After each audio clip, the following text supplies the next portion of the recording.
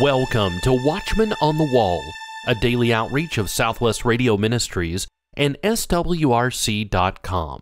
God is still on the throne, and prayer changes things. This week, Dennis Cuddy will examine and reveal conspiracy theories. Mac Dominic will explore interdimensional rebellion.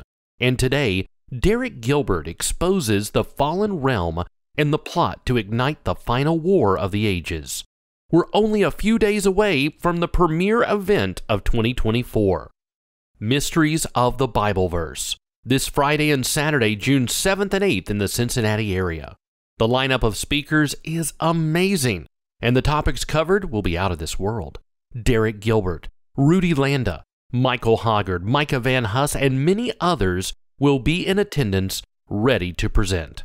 For a complete listing of speakers and topics and a link to special hotel rates, visit the events page of our website, swrc.com.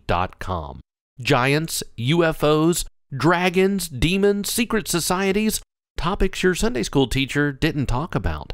Mysteries of the Bible Verse, this Friday and Saturday, June 7th and 8th. Registration is now open with a limited number of VIP packages still available. Visit the events page of our website, swrc.com, and register today. You can also register by calling 1-800-652-1144. That's 1-800-652-1144. Mysteries of the Bible Verse, June 7th and 8th in Cincinnati. Here's today's host, Micah Van Huss, with one of the Mysteries of the Bible Verse featured speakers, Derek Gilbert. Welcome to the program today. I am your host, Micah Van Huss. I produce Marginal Mysteries here at Southwest Radio Ministries. Today, we have Derek Gilbert on the program with us. Derek, how are you doing today? Doing very well, thank you. Awesome. And you just got back from a trip to Israel. How was that trip? We've been to Israel 4 times, and I have to say this was the most powerful. I mean, all of the tours have been really impactful in different ways. But this one was shorter, but we visited sites that were off the typical tours. We visited sites in the south that were attacked on October 7th, the town of Sderot, where the police station was besieged and overrun. We visited the site of the Nova Music Festival, where 364 young Israelis, people from other nations, lost their lives, 40 others abducted, taken back into Gaza. We also visited a village called Okafim, and saw just the damage done to the homes there by the terrorists, and talked to people in the neighborhood, the people who pulled out their phones. They were showing us security camera footage of the attack. I mean, it's just astonishing. So between that and then going to Tel Aviv, visiting IDF soldiers recuperating at the rehabilitation center there, the Hostage Square, and other sites on this tour, it was just really, really powerful. And I watched one of your episodes on 5 and 10 this week. Folks don't know about 5 and 10, go check it out. 5 and 10 is an excellent program hosted by Derek, and you were over there in Israel and obviously on 5 and 10, and I got to see you one day this week over there talking about that stuff. And of course, folks that follow Southwest Radio Ministries know that we did a film trip in Israel, and we got home 3 weeks before the October 7th attack. And so you got to see some things, obviously, that we didn't get to see, and talk with folks who went through those experiences. So I know that you'll remember that for the rest of your life. Yeah, it was a small group. Last year we went with a group of about 110 people. This year we had 9 altogether, including Sharon and me. So, and except for one brave young fellow from England, the other 6 were all people who'd been to Israel with us previously. So really amazing that there were people from 3 continents who joined us for this little mission. And yet just this small group. Everywhere we went, there were people who were thanking us for coming to Israel at this time, because tourism has essentially dropped to almost nothing. And it was impactful for them to know that there are Christians around the world who are still praying for Israel, who support Israel, because so many get their news from the corporate media, and all they're showing now is the devastation in Gaza, which gives a very slanted perspective of what's really happening over there. Yeah, and of course we're seeing the protest here in the United States and on universities. And like you said, the liberal media, the left media, they want to blow it out of proportion, on all kinds of issues, not just the Gaza issue. And again, Hamas puts out their numbers of what they claim civilian casualties, but yet the media just runs with it immediately without even fact-checking. Because it fits their narrative. The reason why, one of the reasons why we have you on the program today is you are going to be speaking at the Ministries of the Bible Verse event in Cincinnati, Ohio, June 7th and 8th. Derek will be speaking on Friday and Saturday. He will be our keynote speaker on Saturday. Derek, now you are, your family's from Cincinnati, are they not? Well, going way, way back in history, I'm from Chicago, and the family didn't stay in Cincinnati for all that long. In fact, at the time, it was called Columbia. They were on that first boatload of settlers in 1794, a couple of flatboats that landed at what was the first settlement north of the Ohio River in Ohio, planted the first Baptist church there, as I understand. My Bailey ancestors, my father's mother's family, going back, landed in Maryland back in the 17th century late. But after the Revolutionary War, the patriarch of the family led his three of his sons and a daughter, actually several daughters, downriver, and they settled at what became Cincinnati. But that was not an easy time to live in that region. So, in fact, there's a memorial stone that was put up there 100 years after that landing to commemorate the event. I've never seen it. I don't know that anyone in our family has ever seen it. But there is a family connection to Cincinnati. That's awesome. I'm looking forward to going to Cincinnati, meeting you there, and listening to you speak on the topics you're going to be speaking about. So you are going to be speaking, one of your topics is giants in the Bible and why they matter. So if you'll lead us off with this discussion by telling us why the giants in the Bible matter. They really are a lot more important to Christian theology than most of us would imagine. I think most pastors stay away from it because it's a weird topic. It doesn't fit the scientific or scientistic, really, worldview that we've been soaking in here in the West since the Enlightenment. Giants, really? That sounds like Jack and the Beanstalk.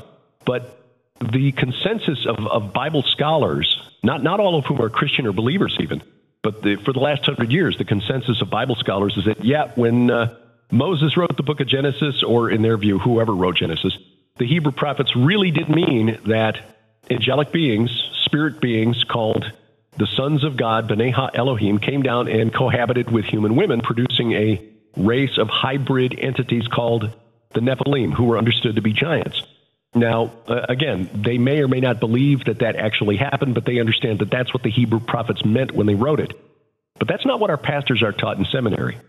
And when you strip that out, that Genesis 6 narrative out of the Bible, Genesis 6 verses 1 through 4, suddenly there are a lot of weird things in the Bible that make no sense whatsoever. As our friend, the late Dr. Michael Heiser, very well-respected Bible scholar, pointed out that if you would ask a Jew in the Second Temple period, which is the period that includes Jesus and the disciples, why is the world in such a mess? To modern-day Christians, we'd say, well, because of the fall in the Garden of Eden. And that's true. But Jews of that period, and again, this would include the apostles and Jesus himself, would add, yes, but you've also got the Genesis 11 narrative, which is the story of the Tower of Babel, but also Genesis 6 and the Nephilim, the creation of the Nephilim. Because those entities destroyed in the flood of Noah, those giants who were an existential threat to humanity, for two reasons. Number one, because they were destroying humankind in an effort apparently to take dominion of earth, but also because they and their angelic progenitors, the sons of God, were teaching us things that we weren't supposed to know. Now, that's not explicit in Scripture. It is explained in more detail in the extra-biblical document called the Book of First Enoch. It's 1 through 36 in that book, called the Book of the Watchers. The Watchers being a class of angelic being that apparently very powerful. They're only mentioned once in Scripture, Daniel chapter 4, but apparently were given some responsibility, some authority to direct God's creation, to oversee God's creation. And for example, in Daniel chapter 4, Nebuchadnezzar, for his pride, they say, okay, 7 years you're going to live like an animal, eating grass and sleeping outdoors. This was by decree of the Watchers. That's who these entities were. There were some faithful watchers, as in Daniel 4, and some unfaithful watchers, rebellious watchers, as in the book of First Enoch, very briefly described in Genesis chapter 6. The spirits of these Nephilim, these giants destroyed in the flood of Noah, show up throughout the Old Testament, but they're usually hidden in the English translation because the word Rephaim, which is the word in Hebrew that refers to their spirits, is usually translated as something like the dead or the shades or the departed. When you look and find those references to the Rephaim and see that there was something special about these entities, they were considered to be spirits in the netherworld. They had a position of authority, it seems, in Ezekiel chapter 32. The chiefs of the mighty chiefs in Ezekiel chapter 32, in the midst of Sheol.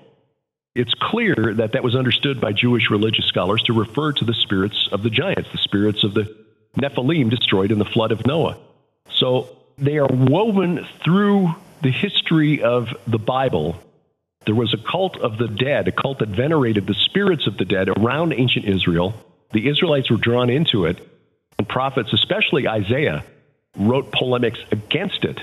And it really makes a lot more sense when you understand that this war, this supernatural war that began at Eden, continued through the Mount Hermon rebellion, Genesis chapter 6, through Babel and another generation, if you will, of fallen angels who were given the responsibility of overseeing humanity and decided to try to take dominion of earth away from humanity again. This is a long war for dominion of the earth, and it's all about who gets resurrected in the end times. So 1 Corinthians 15 describes how this is all going to end. Okay. And before we get to that, if folks are listening, I get these questions, you get these questions. Folks say, well, this stuff, the Bible talks about it. I don't really believe they're really giants or this is what was really going on. But folks that believe their scripture references are full of what you were just talking about. Can you give us, well, let's real quick, before we get into the question, can you give us any biblical scriptural backup for the things that the book of Enoch was talking about when it comes to the giants? As far as how they impacted humanity? Or no, just portions of scripture that would back up the idea of the giants. Well, it's clear that Jewish religious scholars understood the connection between the Rephaim, the Nephilim, and giants. Sharon and I like to look at the Septuagint translation when we read the Old Testament. The Septuagint is a translation that was made by Jewish religious scholars in the around 200 BC, so 3rd century BC, translated from Hebrew into Greek. So what we call the Old Testament, that was translated into Greek 200 years before the birth of Jesus. And there are references to Rephaim that are clearly translated as titans or giants. For example, 2 Samuel 5, verses 18 and 22, where David goes out to fight the Philistines in the valley of Rephaim. In the Septuagint, it's translated valley of the Titans. Isaiah 14, verse 9, the shades, the Rephaim, are translated as giants in the Septuagint. Proverbs 2, verse 18, where Rephaim is translated as the departed or the dead. In Proverbs, in the Septuagint translation, it's translated as the earthborn, which is a reference to the Titans because they were believed to be the children of Mother Gaia, Mother Earth. Proverbs 21, verse 16, those who have no sense, and I'm paraphrasing here, will join the assembly of the dead. Septuagint translates congregation of the giants. So Jewish religious scholars, centuries before the birth of Jesus, understood this connection between the Nephilim/Rephaim and giants, and even more interestingly, to the Titans of Greek mythology. And Sharon and I have argued in our book Veneration that the Titans of Greek and Roman myth were actually those sons of God from Genesis chapter 6, just a fake news version of the story. And the Titans fought against the Olympians in the Titanomachy. And yeah, I think there's a lot of mirroring. We get to Psalm 82 and the council of Elohim, gods judging each other, but fascinating stuff. Folks, you are listening to Derek Gilbert. Derek Gilbert has joined us on Watchman on the Wall, but Derek Gilbert will also be speaking at the Ministries of the Bible Verse event in Cincinnati, Ohio on June 7th and 8th. Not only do we have Derek Gilbert speaking about the giants, his topic we will talk about tomorrow, Unmasking Lucifer, we also have speaking Rudy Landa, Michael Hoggard, Greg Patton, Mac Dominic, Josh Davis, and myself, Micah Van Huss. That is at the Mysteries of the Bible Verse event, and you can register for the Mysteries of the Bible Verse at marginalmysteries.com, marginalmysteries.com, or you can call Southwest Radio Ministries at 800-652-1144. So, Derek, earlier, I cut you off a little bit about the scripture of giants. You were getting ready to talk about the end times portion of giants, or as they relate to what's coming.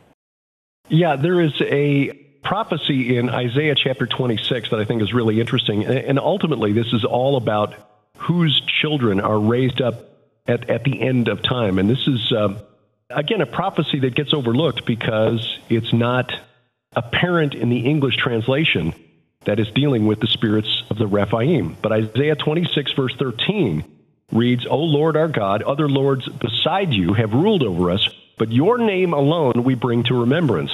And even that verse is significant because this cult of the spirits of the dead that was part of Canaanite and Amorite culture, even, Egyptian, Hittite, basically was everywhere in the ancient Near East, Greek and Roman as well, required families to summon their ancestors once a month to a ritual meal to feed the ancestors. Otherwise, if you didn't feed your departed great-grandparents and going back generations once a month on the night of no moon, it was always on the 30th of the month, they ceased to exist. They would fade away. So you had to do this to keep the ancestral gods, the spirits of your ancestors, happy with you, okay? Mm-hmm. And you did that by calling their name. You had to summon them. It was a necromancy ritual, actually. So your name alone we bring to remembrance. This is Isaiah basically rebuking that monthly ritual. They are dead. They will not live. They are shades. No, they are Rephaim in the Hebrew. They are Rephaim. They will not arise. To that end, you have visited them with destruction and wiped out all remembrance of them. Then in verse 19, Isaiah continues, your dead shall live. Their bodies shall rise. You who dwell in the dust awake and sing for joy. This is a prophecy of resurrection, which Paul picks up in 1 Corinthians chapter 15. Now, the last part of verse 19 in Isaiah 26 is a little clunky. For your dew is a dew of light, and the earth will give birth to the Rephaim. This would seem to contradict what we just read in Isaiah in verse 14. But the translation, a better translation, based on the Septuagint, again, going back to the way it was translated by Jewish scholars around 200 BC, which is about 1,200 years before the Masoretic text on which our Old Testaments are based, the Masoretic Hebrew, reads, for your dew is a dew of light, and the land of the impious, or the land of the ungodly, will fall. And scholars who've looked at this say this can only be of Greek mythology, of Greek religion, because the Jewish scholars in 200 BC, they were living in a world dominated by the Greeks. The Romans had not yet come to power yet fully. They'd been surrounded by Greek religion for hundreds of years, since Alexander the Great, more than a century earlier. They knew very well what their Greek neighbors believed, and they understood the connection. So what they were saying is this: the land of the impious, in other words, Tartarus, where the Titans are confined, will be destroyed. And we know from 2 Peter 2, verse 4, that the sinful angels, and when you read 2 Peter 2 in context, you see sons of God from Genesis chapter 6. For 2 Peter 2, verse 4, for God did not spare the angels when they sinned, but thrust them down to, in the Greek, it actually says Tartarus. Translated into English as Hades or hell, but it's Tartarus, a separate place in the netherworld reserved for supernatural rebels. So, connection there between the Titans of the Greek myth, Greek religion, and the sons of God from Genesis 6 is pretty solid. And here in Isaiah 26, we've got a prophecy saying, you're dead, meaning the faithful, those who have followed the will of Yahweh, they will live. Their bodies shall rise. Those who are in the dust shall awake and sing for joy. But these others, the other lords, the Rephaim, they are dead. They will not live. There's how it plays out in the end. This is all a battle over whose children, the children of Adam and Eve, created by God, or the children of these hybrid children that were never supposed to live, and created from this unholy union, will be resurrected at the end. And as you mentioned earlier, it's a lot of folks think that the fall of mankind, of Adam and Eve, is where it all started. But as you said, it started in the garden with the serpent, which I think in our next program you're going to talk about that. So I won't say anything about that yet. But it's more. It's kind of like Michael Heiser's book of Reversing Hormone. So is what you're talking about is similar with that. With there's more reasons than the salvation of mankind that Jesus came. It's not just the fall of mankind; it's also the corruption of the bloodline from these fallen angels, and it's a fascinating topic. So how did you get interested? What's your genesis of your study on these topics? Well, it was Mike Heiser, actually. back around 2004 and 5, as we were trying to figure out how all these puzzle pieces fit together, Sharon and I stumbled across a reference to Mike in another online work dealing with end times prophecy. And so looked him up and found his Divine Counsel website, thedivinecounsel.com, which explains these concepts that these spirit beings, angels, if you will, but that's really not a precise enough term, were created by God and serve as sort of a heavenly court for our king, which is, God the Father. Just as a king in the Middle Ages would have a court. For his own reasons and his own pleasure, he includes them in the administration of his creation, which is earth.